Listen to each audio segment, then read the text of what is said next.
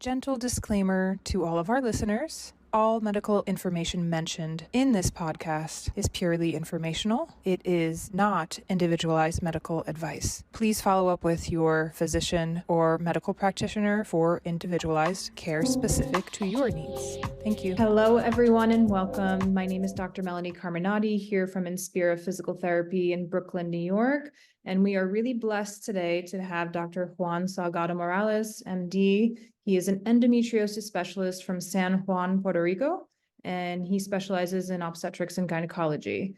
And so I wanted to just have Dr. Salgado on because of the amazing work that he's doing and has been doing for many years now. So Dr. Salgado, thank you so much for joining me today. Thank you for having me. It's a pleasure to be with you and with all the audience that's going to be listening to this video. Absolutely. I know that they're in for a treat and they're definitely going to leave this listening more informed. So can you tell us about your personal journey as an OB-GYN and minimally invasive surgeon for endometriosis and how that's changed from when you started treating people with endometriosis? I graduated in 1989, 34 years ago. It's going to be 35 now. And I was a normal common variety doctor. I was doing OB and I did a lot of high-risk pregnancy because at that time at the island, there was no high-risk obstetrics. Then in 2009, it was where my life was changed. I was doing all my surgeries open because I was not trained in laparoscopy because it was the beginning of laparoscopy at the 80s. I had this patient that had endometriosis that was the sister of one of my medical school classmates, and I had to refer her because I didn't know what to do. Right. I didn't know how to do the surgery. So I referred her to a GY onco, and she almost died from the deep endometriosis. Oh, wow. Intensive care unit. She had like 5 blood transfusions. And that changed my mind. And I said, I was 52 years old at that time. And I said, either I change or I retire. So I decided to change. So we start, I had an invitation from Pedro Escobar, who was the chair of minimally invasive surgery in Cleveland Clinic at that time. He invited me to transform me from an open surgeon to a laparoscopic surgeon. So there, we start to go to Cleveland Clinic and train with animal labs. We train in the simulation labs, and then we try to change everything. And in one of those meetings, I met Mauricio Abrao, who is one of the top endometriosis person in the world. I think he's #1 in the world. We made a click, and he invited me to go to Brazil. When he invited me to go to Brazil to train in endometriosis, in the diagnosis of endometriosis by sonogram, and in laparoscopy surgery for endometriosis, I didn't even think about it. I just get on the plane and I was there 3 weeks, come back, go there again. So I start to change until I decided I was ready. And then I invite Pedro Escobar every 6 weeks to Puerto Rico.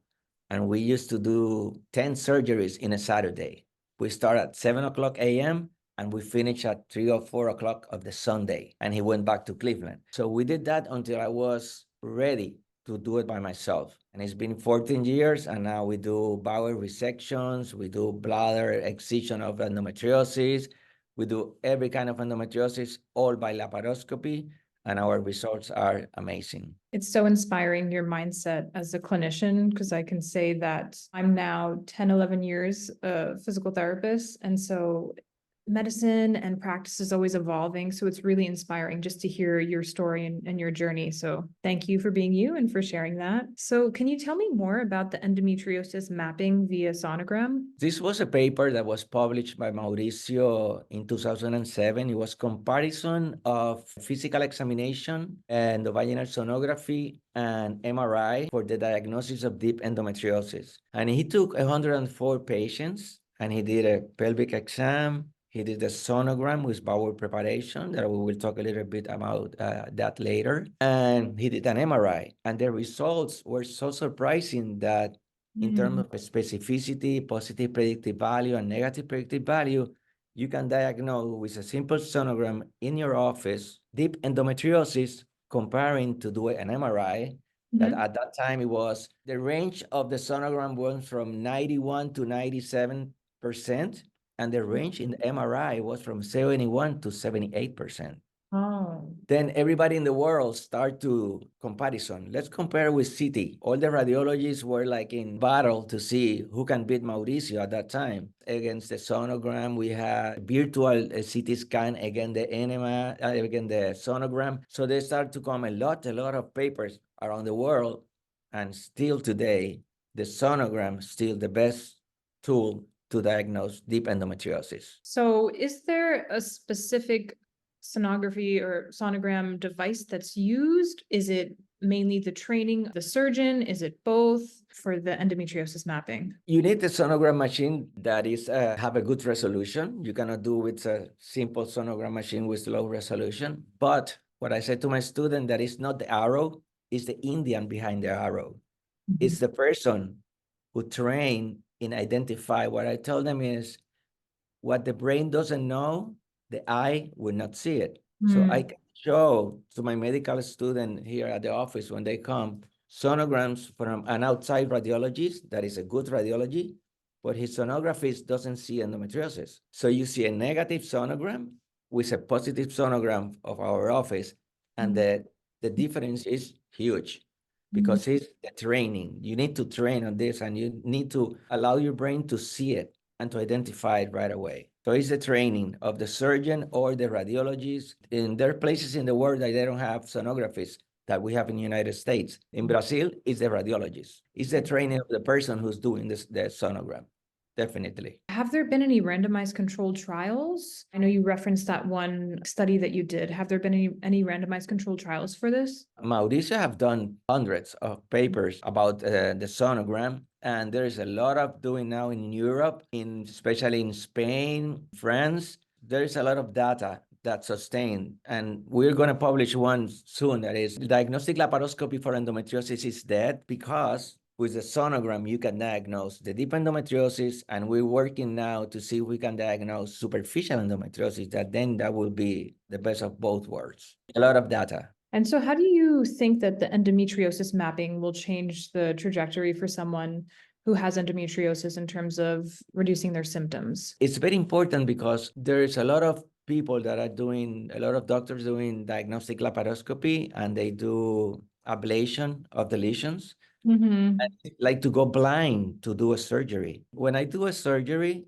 in the patient that really needs a surgery, because everything that glitter is not gold, so you don't need to do a surgery in every patient. You know that as a physical therapist, that there are things that you have to give therapy, and they would the pain will go away. But with the mapping, you can do the planning of the surgery, and you know exactly where the nodules are, and you go and do one single surgery, and you remove all the lesions. Right. So it's going to change because there is a lot of persistence. It's not recurrence. It's because the patient was not completely evaluated preoperatively. The mapping was not done. So they cannot remove all the lesions. They remove part of the lesion, or they do ablation in the tip of the iceberg. You need to know where the lesions are, how deep they go.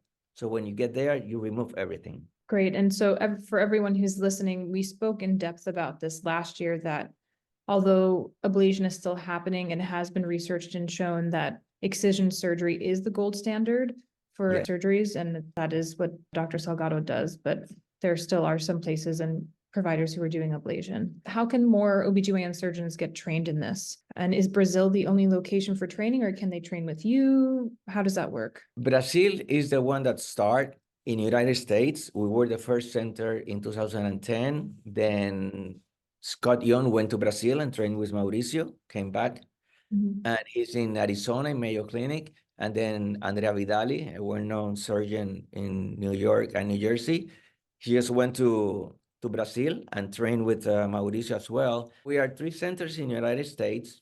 We did the first CME credit course for doctors to learn about the sonogram. It was done last week in Orlando in the meeting of the summit. Great. And it was very good. That a lot of doctors came from different places of the United States. And we need to do it more. I'm 66. How long am I going to be working? I need, to put another person in Puerto Rico. My son is going now to Italy and to France and to Brazil to train because Okay. he's finishing OB-GYN now and he will go. So at least I can have somebody in Puerto Rico. But we need to put this abroad in all United States to stop the unnecessary repetitive laparoscopies. That's a big problem.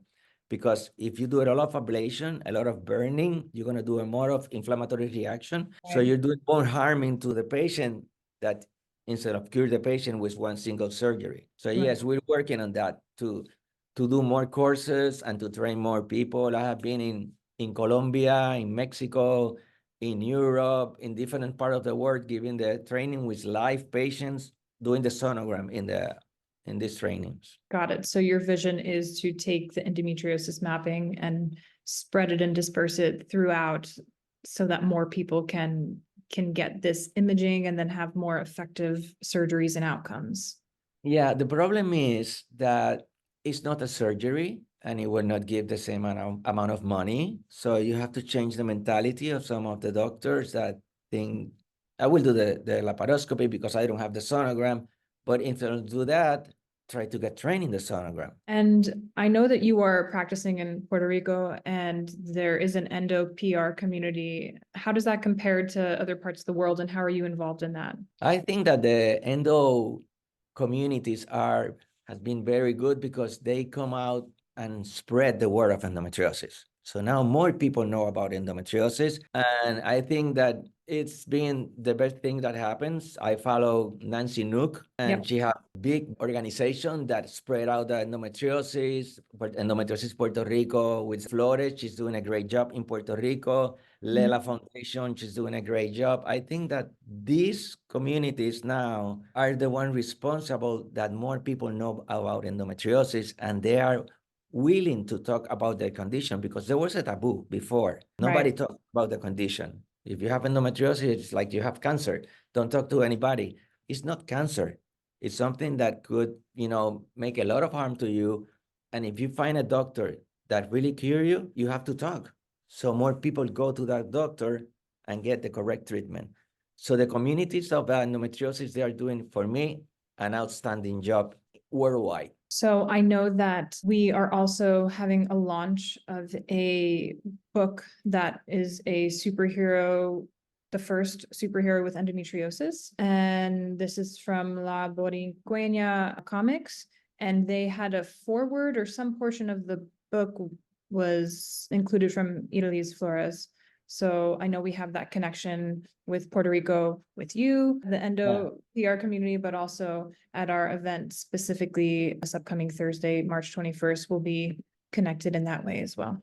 Dr. Salgado, any final words for the people listening and specifically the people with endometriosis? My final word is that this is not in your mind. This is really exist.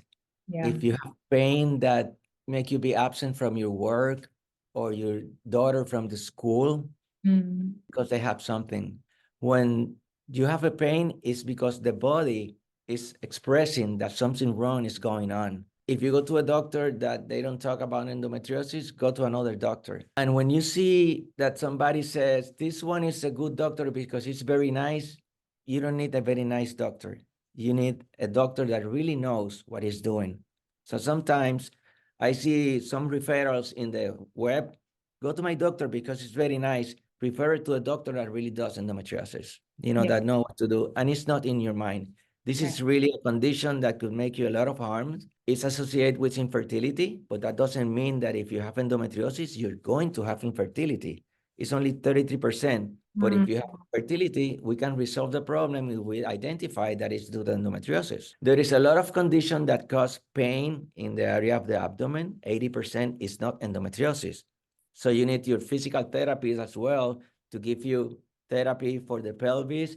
You need the urologist to see if you have interstitial cystitis. You need your gastroenterologist to see if you have IBS or you have constipation. So it's a complete evaluation that you need if you have pain. Sometimes you will think that the treatment of the gynecology didn't work, and it was not that. It's that you have endometriosis plus another condition like a spasm of the pelvic muscles that you need to treat that as well.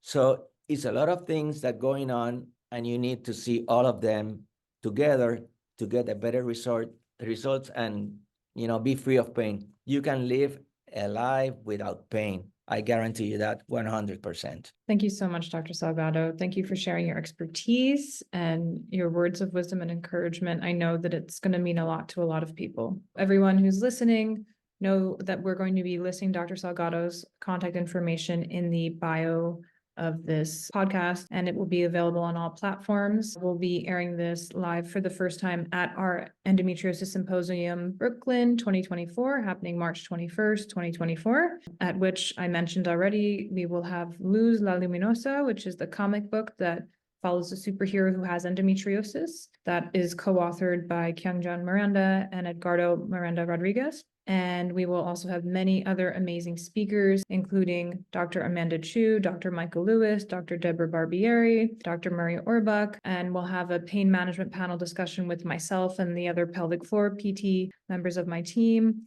Manhattan Pain Medicine, and Peggy Robinson, an acupuncturist in Brooklyn. We'll be closing out the night with Deborah Kopikin, author of Lady Parts. And art will be available for purchase, small prints from Kyungjan Miranda. She was the artist who was actually featured in Below the Belt, and her art was used as animation in Below the Belt, the documentary that we showed at last year's event. So we have a lot going on this upcoming Thursday. And yes, thank you so much, Dr. Salgado, again. My great pleasure to be with you, and hopefully I will go and see your center and share more of my experience, and you will share of your experience with me. Thank you so much for the invitation. See you next year in person. Yes, see you soon.